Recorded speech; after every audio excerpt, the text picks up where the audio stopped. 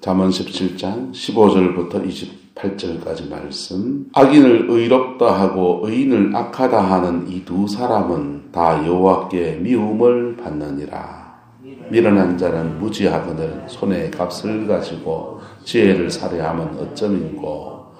친구는 사랑이 끊어지지 아니하고 형제는 위급한 때를 위하여 낳느니라.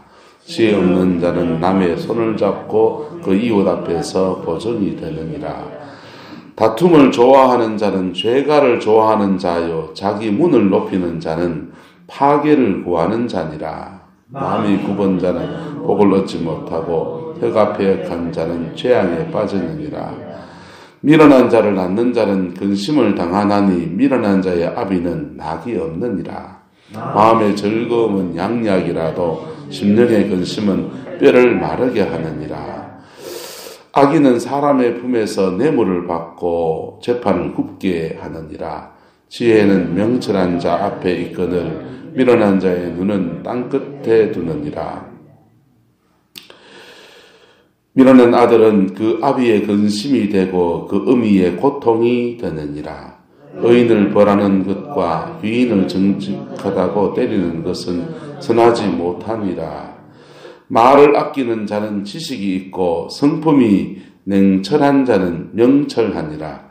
미련한 자라고 잠잠하면 지혜로운 자로 여겨지고 그의 입술을 닫으면 슬기로운 자로 여겨지느니라. 아멘. 잠언에 있는 말씀 가운데에서 축복의 길을 걸어가는 저와 여러분 되시기를 예수님의 이름으로 축복합니다. 15절에 보시면 악인을 뭐하다 하고요?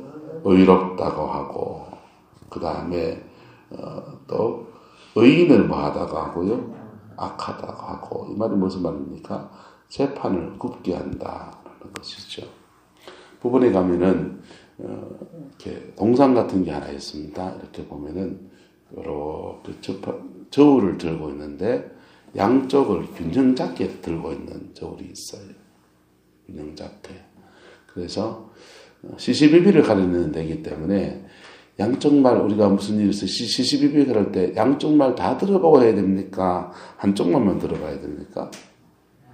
양쪽 말을 다 들어봐야 돼요.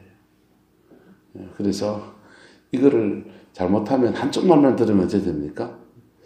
이 말 들어보이 이 말이 맞는 것 같고 저 말 들어보이 저 말이 맞는 것 같고. 홍콩에 니나왕이라고 하는 사람이 있습니다. 이 사람하고 이 사람 남편이 죽었어요. 근데 남편이 죽었는데 남편이 남긴 재산이 얼마가 되냐? 8조예요. 얼마라고요? 8억 아니고 800억도 아니고 8천억도 아니고 8조예요. 조는 잘 못 들어보셨을 테니까 그냥 8천억을 10번 하면 이제 8조예요. 8조. 그러니까 엄청난 재산을 니나왕의 남편이 이제 남겨두고 죽은 거예요. 근데 그 재산을 가지고 부인인 니나왕이 물려받느냐? 자식이 있었는지 없었는지 모르겠어요. 시아버지, 니나왕의 남편의 아버지, 시아버지가 물려받느냐? 그래가지고 세기의 재판이 붙은 겁니다. 누가 이길게요? 똑똑하시네. 니나왕이 이겼어요. 8조의 재산이 니나왕에게 이렇게 며느리에게 넘어가는 거예요.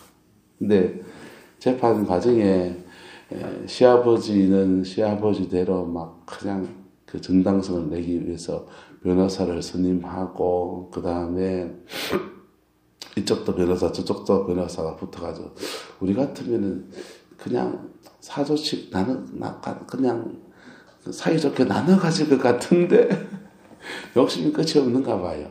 자, 그럴 때 시아버지 말 들으면 그쪽 말이 뭐하고 맞는 것 같고 며느리 말 들으면 누구 말이 맞는 것 같고 며느리 말.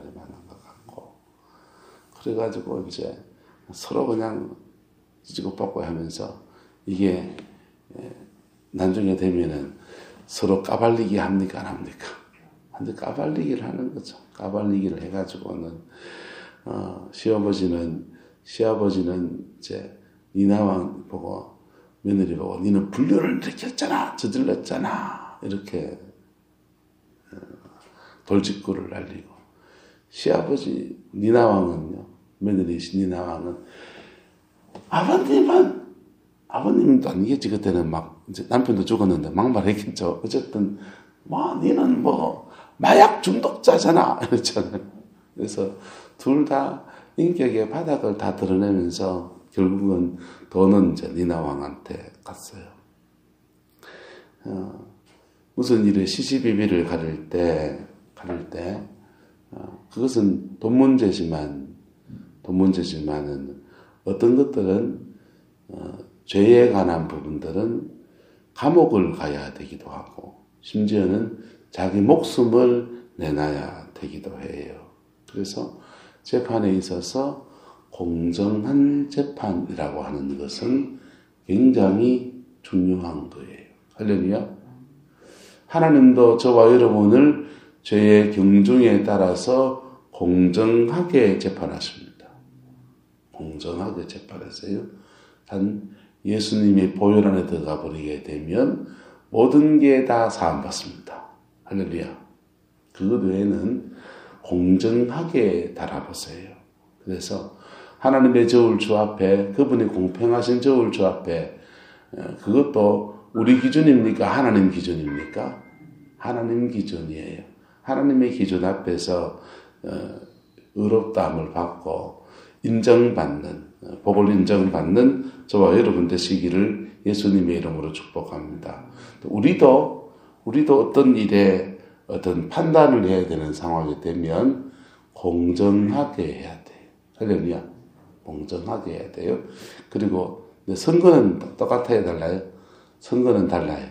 선거는 자기 좋아하는 사람을 찍으면 되잖아요. 그죠? 이 사람이 나라에 다 훌륭할 것 같아. 저 사람이 훌륭할 것 같아요. 다 자기가 가면 나라에 충성을 다하고 국민의 신복이 되고 그러지만은 우리가 보기엔 저 사람이 더 훌륭할 것 같다. 양심을 따라서 그냥 찍으면 돼요. 하지만 우리가 시시비비를 가려야 되는 그런 상황의 자리에 들어가면 여러분의 눈이 공정해지기를 예수님의 이름으로 축복합니다. 근데 우리의 눈이 공정해지기가 어려운 게 뭐냐면 다 우리의 무엇을 따라 판단한다? 주관을 따라 판단하려고 해요. 우리 주관에. 그래서 팔이 뭘로 굽고도 안으로 굽다. 인정에 끌려서. 그래서 공정한 재판이 어려운 거예요. 하지만 어떤 공적인 위치에 선 사람은 이렇게 해야 된다. 그래야 악인을 의롭다 하고 의인을 뭐하다?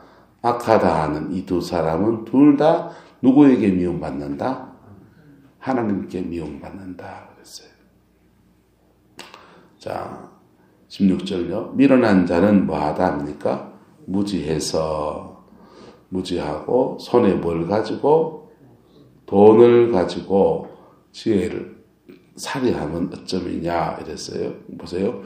여러분, 지혜자를 돈을 주고 고용을 할 수 있습니까? 없습니까?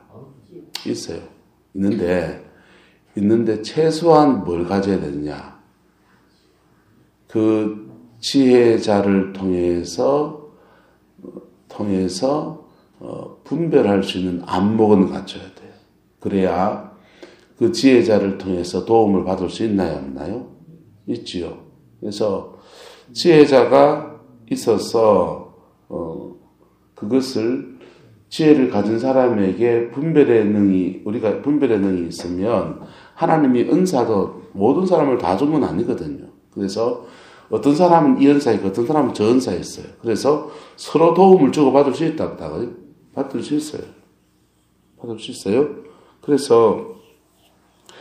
그런데 분별을 할 수 있어야 된다. 분별을 할 수 있어야 돼요. 그래서 잘 분별을 할 수 있으면 그분을 통해서 주신 하나님의 지혜를 수용을 하는 거예요. 근데 몇 가지 경우에 이게 지혜자를 통해서 지혜를 얻어도 자기가 수용을 못해요. 첫 번째는 내가 너무 똑똑하다고 생각합니다. 내가 너무 똑똑하다고 생각하면 이 사람 말하고 저 사람 말하는 것들을 자기 판단에서 너무 들어가 버려요. 그래서 지혜자가 찐맛 없어져. 이러거든. 두 번째는요, 본인이 미련해요. 그래서 지혜자가 주는 권고의 말을 안 들어요. 해줘도 안 들어요. 근데 우리가 신앙 안에서의 지혜는 어디서 나와야 됩니까?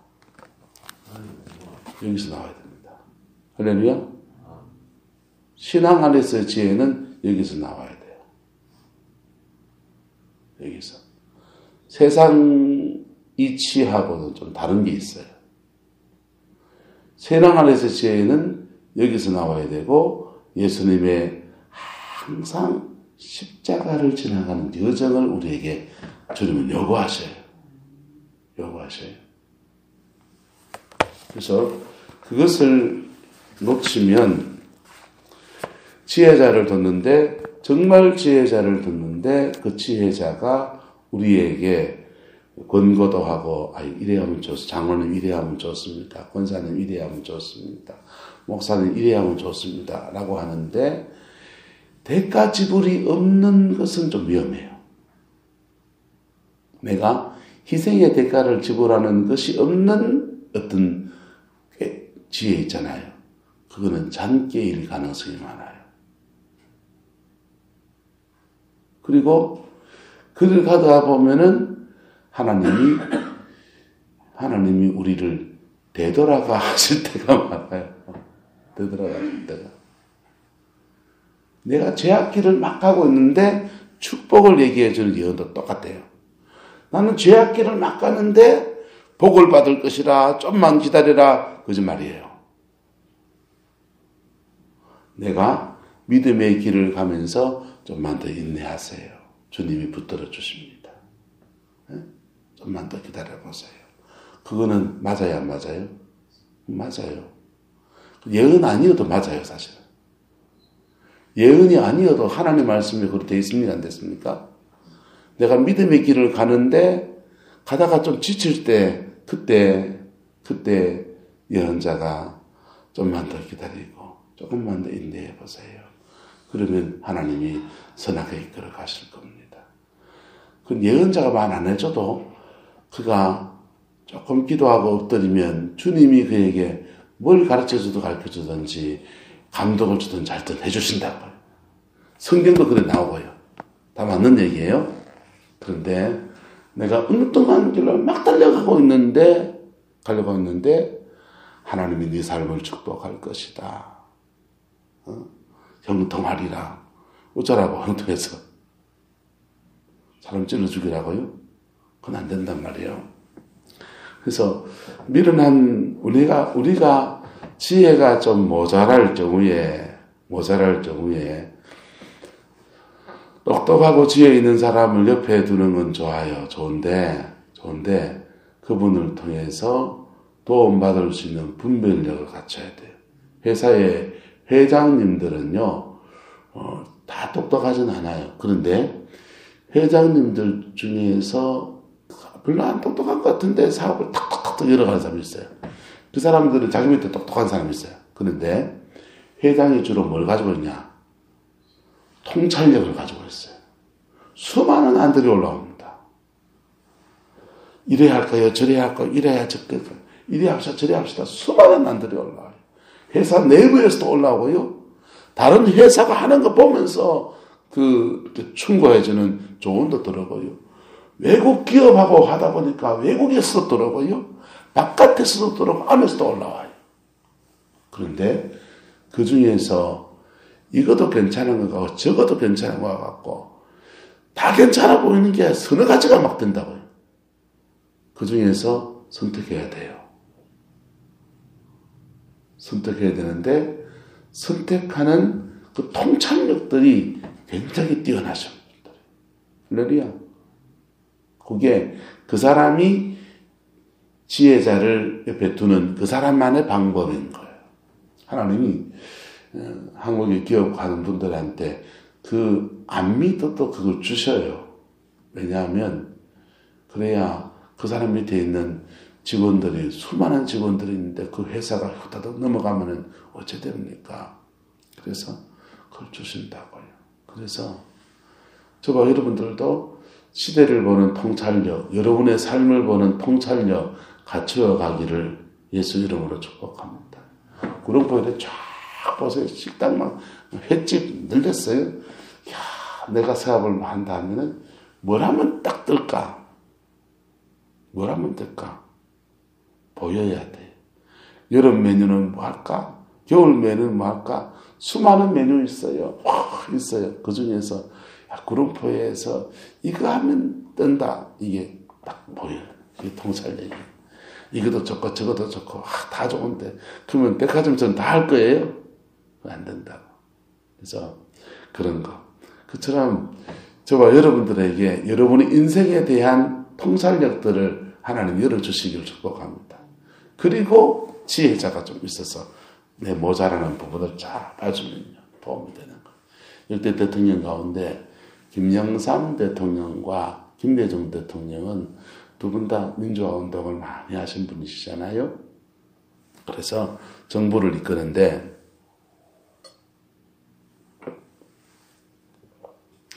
김영삼 대통령은 본인이 이렇게 별로 똑똑하지 않다고 생각하셔요.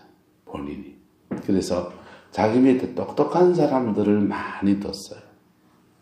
그 사람들이 일하도록 그렇게 맡긴 거예요. 김대중 대통령은요, 본인이 정말 똑똑하세요. 말도 잘하는 사람이에요. 본인이 굉장히 똑똑하세요. 그래서 밑에 사람들한테 일을 별로 안 맡기고 자기가 보는 결정을 많이 다 하시는 거. 그래서 참모진들이 이제 김대중 대통령 시절에는 다르게 나타나고 김영삼 대통령은 다르게 또 나타나는 거예요. 근데 김영삼 대통령은 집권을 하고서 그 민주화에 큰 극공을 세운 대로 집권 초기 얼마나 좋았습니까? 밑에 사람들 제대로 경제는 경제대로, 경제 분야의 국방은 국방대로 자기 분야에 지휘관하도록 이렇게 밀어준 거예요. 근데 이분이 임기 말이 되고 아들이 감옥을 가고 레임덕에 빠졌는데 밑에 사람한테 믿고 맡겨놨던 것들이 그만 뒤터져 버리는 거예요. 예. 뭘 못했어요? 자기가 통찰력이 죄송하지만 좀 모자라서 이거 모르는 분야에 그냥 괜찮습니다. 아무 문제 없습니다. 이러니까 진짜 문제 없는 줄 알다가 그냥 IMF 직격탄을 힘이 저기 맞는 고통을 받는 부름을 겪었죠. 그러니까 그 시대마다 사람들이 좀 다르지만은 어쨌든 우리한테 필요한 게 뭡니까? 오늘 본문에서 내가 좀 지혜가 모자라면 지혜자를 둘 수 있다고 없다고요? 있어요. 있는데 그 속에서 분별력을 잘 갖추고 내 인생은 결국 누가 사는 겁니까? 내가 사는 거예요. 예언자가 예언해 준다고 해서 그 예언자가 주님의 뜻을 비추어서 어떤 바른 예언이지 뭐 거짓 예언을 해뒀다 합시다. 그런다고 해서 무슨 일 터지면 그 예언자가 내 인생 책임 못 져줘요. 못 져주고 내가 분별력을 갖추고 내 인생을 내가 살아가는 거예요. 내가 살아가는 거예요. 근데 좋은 예언자를 가끔씩 우리가 불러서 사역을 받으면 되죠. 오늘 주에 안 목사님 오셔서 올 테니까 가족 단위로 들어가서 상담 받으세요. 그래서 이렇게 녹음 다 해드릴게요. 다 해드릴 테니까 한 해 동안 주신 말씀 붙들고 여러분 삶에 참고해서 이래 보세요. 비춰보시고 귀한 말씀 주시면 붙들고 잘 사시면 돼요. 할렐루야. 그 예언은 결국은 뭐 하게 하는 거냐면요. 나를 예수님과 함께 믿음의 생을 살아가게 도와주는 거예요. 믿음의 생을 살아가면서 하늘의 은혜가 우리에게 임하는 거예요. 나는 죄악길 막 가는데 내 삶이 어떻게 평통하겠습니까? 복이 오겠습니까? 물어보지 않아도 안 와요. 네. 아무리 좋은 얘기 해줘도 그거는 그 뻥이라고. 네. 내가 믿음의 길을 가도록 격려해주고, 할렐루야. 그 다음에 믿음의 길을 가는 여정에서 예언이 딱 오면요. 그 예언 붙들고 믿음의 길 가보세요. 그 예언은 성취됩니다. 할렐루야. 그래서 잘 분별해 가면서 여러분 가정에 유익한 시간 되기를 축복합니다. 만약 경고의 말씀을 주시면요. 저주하네 이게 아니에요. 아이고 이것만 고치면 따라서 이것만 고치면 우리 가정은 복구리다. 할렐루야. 팔자 확 탁 치는 거예요. 그래서 그거 주님이 들을 만한 사람한테 줄까요? 기도 들을 게 없는 사람한테 줄까요? 들을 만한 사람한테 주시는 거예요. 네. 들을 만한 사람한테 그 얘기 해주는 거니까. 목사님이 이제 오랜만에 만났는데 나한테 얘기한. 그 사람은, 그래 받는 사람은요, 아주 바보예요. 바보예요. 자, 17절입니다. 친구는 사랑이 끊어지지 아니하고 형제는 위급한 때를 위하여서 낳느니라 이랬어요.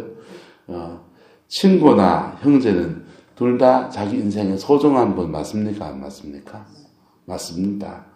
소중한 사람들인데 진짜 좋은 친구, 진짜 좋은 형제는 언제 드러나느냐 얘기예요. 진짜 좋은 친구는 사랑이 필요할 때 나타나고, 할렐루야. 진짜 좋은 형제는 위급한 때에 진짜 형제인지 아닌지 안다 모른다 알게 된다 이 얘기예요. 그래서 여러분 삶에 정말 5손에 꼽힐 만한 이런 사람이 옆에 있으면요, 가족이든지 형제든지 친구든지 간에 정말 내 인생 어렵고 힘들 때에, 위급할 때에, 남들 사람 다 끊어질 때에, 그때 내 옆에 붙어서 그냥 격려 한마디 해줄 수 있는 친구 하나 둘 수 있다면은 여러분 인생 잘 산 거예요. 할렐루야? 쉽지 않아요. 쉽지 않아요. 인생살이 속에서 좋은 친구를 제대로 둔다는 건 쉽지 않아요. 사람의 성격이 외향적인 사람은 그냥 많은 친구, 인맥 쌓듯이 그냥 많아요. 누구도 알고. 근데 자세히 들어보면 그 사람인 일을 얼마나 아는데 잘 모르는 경우가 많아요. 그리고 정말 그 사람의 인생에 어려움이 탁 닥쳤을 때 대부분 다 등 돌리고 외면해요. 내성적인 사람들은 친구를 좁게 사귀어요. 그 사람의 성향이에요. 좁게 사귀는데 넓게 사귀든 좁게 사귀든지 간에 다 어떤 상황에 딱 닥쳤을 때에 5명, 6명 줄여내기는 이쪽이든 저쪽이든 쉽지 않아요. 쉽지 않아요. 여러분들은 이 5명 있습니까? 5명 있습니까? 이 5명을 갖추려면요, 해야 될 게 있어요. 따라서 내가 먼저 좋은 친구 돼줘야 됩니다. 내가 먼저 위급한 상황에 있을 때 그 사람 좋은 친구 돼줘야 돼요. 내가 먼저 좋은 형제가 돼줘야 돼요. 동기간에 우리 어려운데 돌아보지도 않고 나는 돌아봤습니까? 내가 먼저 심어야 오는 거야. 가는 말이 고와야 오는 말이 고운 거예요. 가는 말도 그 시기에 하면 오는 말도 그 시기에 한 거예요.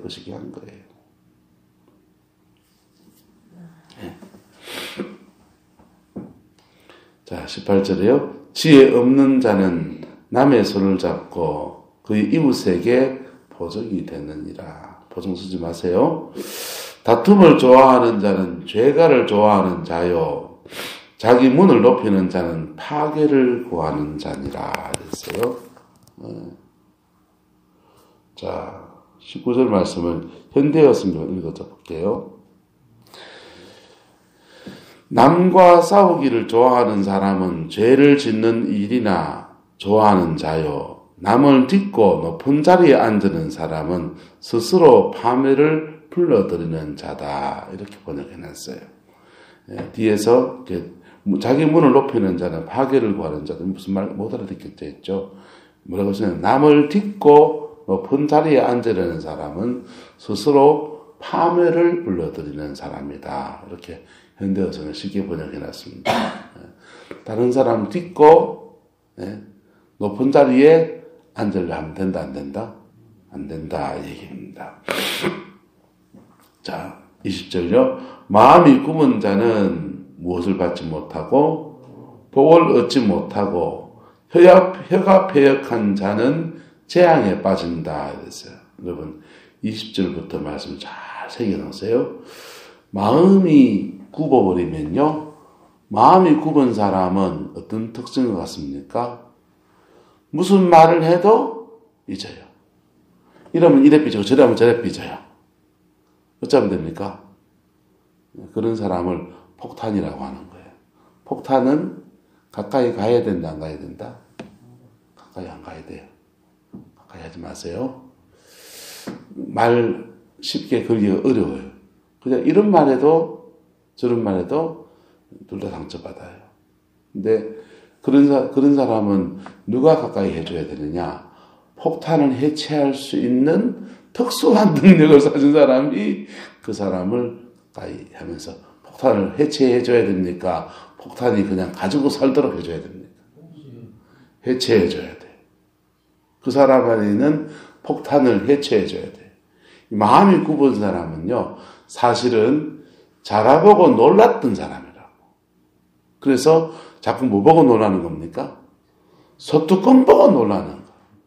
상처를 쉽게 잘 받는 사람들은 이게요, 마음이 상처가 있어서 자기 보호 본능이 자꾸 발동이 돼가지고 무슨 말을 해도 자꾸 상처받는 거예요.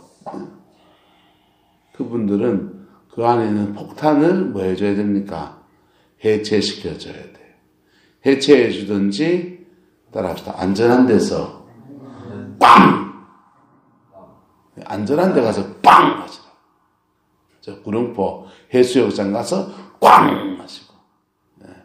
어디 가서 꽝 하면 또 됩니까? 화정 바닷가 가서 꽝! 하시고. 안전한 데 가서 터뜨려 버려야 돼. 스스로 자기 안에 폭탄을 해체하는 방법은 뭐냐? 주님의 십자가 앞에 나와서 자기의 것들을 물같이 다 고백하는 거예요. 고백하면요, 주님은 우리 안에 폭탄을 해체하세요. 가장 탁월한 해결사예요. 예? 우리는 성령을, 예수님을 기묘라, 모사라, 이렇게 이사야서 9장에 말하지 않습니까? 기묘라, 모사라 이랬는데요. 그것을 영어 성경에는 뭐라고 돼요? The Wonderful Counselor라고 되어 있어요. 이 카운셀러가 상담자라는 말이에요. 가장 최고의 상담자 예수 그리스도입니다. 할렐루야. 그래서 폭탄 해체의 1인자 예수 그리스도입니다. 예수님께 다 말하면요, 우리 안에 폭탄이 그냥 해체돼 버려요. 폭탄 없으면 누구나 다 자유롭게 만날 수 있는, 누구나 다 좋은 사람. 할렐루야. 폭탄을, 그래서 이게 교회 안에 폭탄이 있으면요, 여기 꽝! 하면 여기 터지고, 주방에서 폭탄이 있으면 주방에서 꽝! 본당에서 폭탄 터지면 꽝! 그러는 거예요. 봉고차 안에 폭탄이 있으면요, 꽝! 터져요. 맥주로 음한 사람들 다 상처받아요. 근데 우리 안에 이 폭탄이 작게도 크게도 있다 없다? 있다는 거. 누구나 다 조금씩 있어요. 그게 십자가 앞에서 부러져야 합니다. 아멘. 부러져야 합니다. 그거요. 주님 앞에 고백하셔야 된다. 난 왜 이거 있죠? 난 왜 신경증이 있죠? 난 왜 짜증이 있죠? 그거 사람들 앞에 얘기하면요. 잘 해체해 준 사람은요. 잘 들어주는 거예요. 잘 들어주는 거예요. 그저께 새가족 신방을 했는데 아마 5분 정도 넘어가시겠죠? 동부초등학교 졸업하시더라고요. 초등학교 남편이 초등학교 3학년 때 3살 때 엄마 돌아가시고 5살 때 아버지가 돌아가시고 평생 큰 형수 제일 큰 형수 나이 차이가 7남매가 막내에서 많이 나니까 7남매니까 제일 큰 형수를 그냥 어머니처럼 그렇게 지냈는데 가외 자식을 둔 셈이잖아요, 형수는요. 그러니까 그렇게 살아오신 거더라고요. 근데 만나보니까 참 똑똑하세요. 똑똑하신데 안 채워지는 게 있을까요, 없을까요? 안 채워지는 게 있으니까 부인 집사님이 부산에서 유명한 식당을 하셨어요. 원옥 칼국수라고 원옥 칼국수 아주 유명한 금정구의 유명한 식당을 하셨어요. 추억 칼국수라고 추어탕하고 칼국수 섞었는 건지 모르겠어요. 추억 칼국수. 여름에는 콩국수, 겨울에는 칼국수 유명한 맛집이래요. 그거 하시면서 자녀들 둘이를 공부시키고 그냥 억적같이 부인 집사님은 사시고 남편은 평생 백수로 지냈대요. 모시면 잘 맞아주시기를 축복합니다. 참 따뜻한 착한 분이신데 평생 이제 백수로 마음이 허하니까 그 속에 있는 폭탄을 예수 안에서 들어주고 받아주고 풀어주고 끌어주고 해서 해체해주고 새 인생을 살도록 이렇게 길이 털려져야 됐는데 그게 안 되어지니까 평생 그렇게 지내셨더라고. 그분은 마음이 굽은 게 아니고 마음이 허한 거고 어떤 사람은 마음이 허하고 어떤 사람은 마음이 구부러졌어요. 마음으로 구부러진 거는 펴져야 되고요. 마음이 허한 거는 채워져야 돼요. 엄마 아빠 없이 그냥 사랑 못 받고 커놓으니까 허하고 어떤 사람은 남한테 쥐박혀 살다 보면은요 마음이 구부러지고 예수님 안에서 구부러진 거 펴지고 허한 거 채워지는 그 은혜가 있습니다. 근데 그분 앞에 고백하고 그분의 은혜를 구하고 그분과 사귀어야 그 복이 그에게 내려오는 것입니다. 할렐루야. 구부러진 채로 있으면요 허한 채로 있으면은 뭘 얻지 못한다?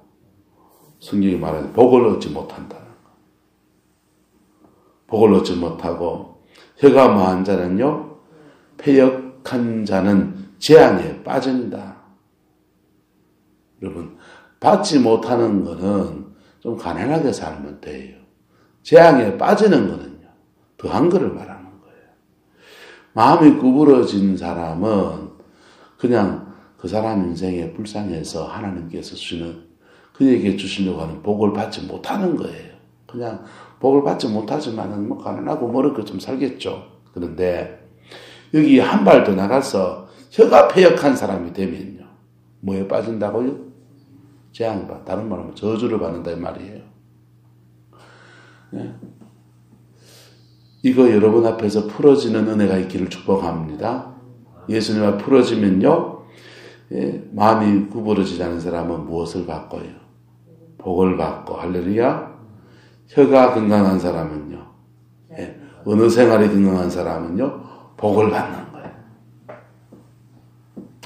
21절이죠. 미련한 자를 낳은 자는 무엇을 받고 근심을 당하나니 미련한 자의 아비는 무엇이 없다? 낙이 없다. 낙이 없다. 22절요. 마음의 즐거움은 무엇이어도 양약이어도 심령의 근심은 뼈를 마르게 한다. 이랬어요.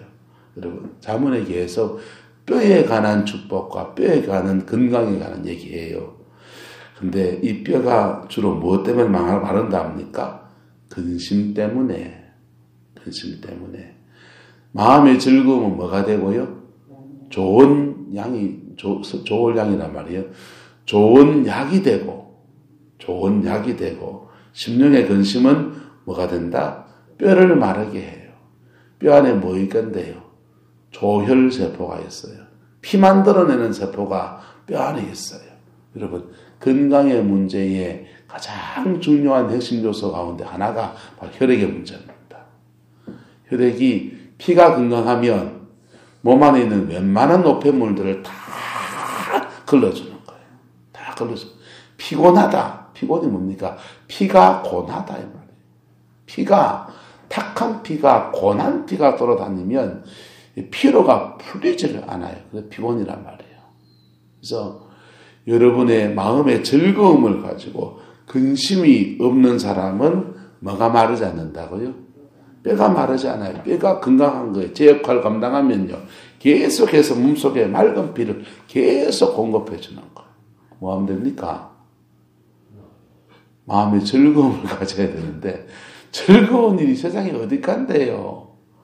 여러분, 주님이 주시는 평강 안에서 주님이 주는 평강을 늘 회복하는 은혜가 있기를 예수 이름으로 축복합니다. 그러면 여러분 심령에 뼈가 마르지 않습니다. 여러분 뼈가 마르지 않아요. 뼈가 마르지 않으니까 건강관리 된다 안 된다? 건강관리 되지요. 건강관리 되고 여러분 은혜를 정말 깊이 받아보세요. 이 얼굴이요 복합빛같이요. 피가 혈액이 잘 통하면 여기가 창백합니까? 밝았습니까? 밝았잖아요. 복사빛같이 밝아요. 혈액이 잘 통하는 사람은 손발이 저릴까요? 안 저릴까요? 안 저리요. 손이 따실까요? 찰까요? 차지 않고 따뜻해요.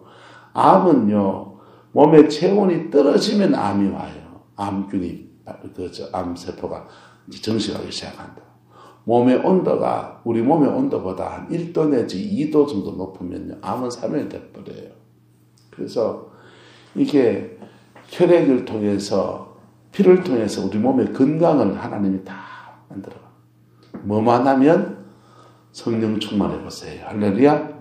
성령이 왜 불러오십니까? 우리 몸의 온도를 높이신다. 실제로. 불 받아보세요. 뜨거워가지고 뒹굴고 땀이 송글송글 맺히죠. 그런데요. 우리 몸의 체온을 높인다니까요. 그게요. 왜 체온이 높아졌냐? 뼈가 뭐였으니까. 건강해. 심령의 평안이 오니까 뼈가 건강해지고요. 할렐루야. 여러분의 인생에 오늘을 살아가는 중에 이 건강의 복이 있기를 축복합니다. 마음의 즐거움을 가지십시오. 마음의 즐거움을 받는 것은 성령의 충만함을 받는 것도 방법이고요. 또 마음의 즐거움을 받는 것은 하나님이 주신 것에 대해서 감사하면서 묵상해 보세요. 아니 안 주신 것 때문에 골머리만 섞이지 말고요. 그건 기도 제목이에요. 안 주신 거는 달라고 하시면 돼. 근데 주신 것에 감사하며 살아가세요. 할렐루야. 그러면 내 마음속에 하나님이 내가 이걸 주셨지. 예, 구두장수 아들, 우산장수 아들 둘이 두면요. 비 오는 날은 구두장수 내 아들 걱정하고요. 비가 쭉쭉쭉쭉 안 오는 날은요. 아이고, 우산장수 내 아들 장사 잘 돼야 될 텐데 걱정하고요. 그 걱정을 사서 하는 거라고. 예. 비 오는 날은 아이고 작은 놈 그거 우산장수 장사 잘 돼 있네 이래 생각하고요. 맑은 날은요 구두장수 내 아들 잘 되겠네 둘이 쌤쌤이네. 할렐루야. 그래서 여러분 삶을 감사로 살아내고 승리하며 살아가는 은혜 있기를 예수 이름으로 축복합니다. 기도하겠습니다. 사랑과 은혜가 많으신 아버지 하나님, 우리 마음에 즐거움이 있기를 원합니다. 세상 속에서 즐거운 일이 별로 없습니다. 주님, 솔직히 어려운 일이 너무 많습니다. 주님, 예수님의 보혈의 피 안에서 우리 심령에 어떠한 상황에도 감사할 수 있는, 즐거워할 수 있는 그 믿음을 우리에게 주시옵소서. 또한 하늘에 신령한 것들로 우리 영혼을 채워가는 즐거움, 은혜 있게 역사해 주옵소서. 여호와께서 함께 해주시기 원합니다. 예수님 이름으로 축복하며 기도드리옵나이다. 아멘.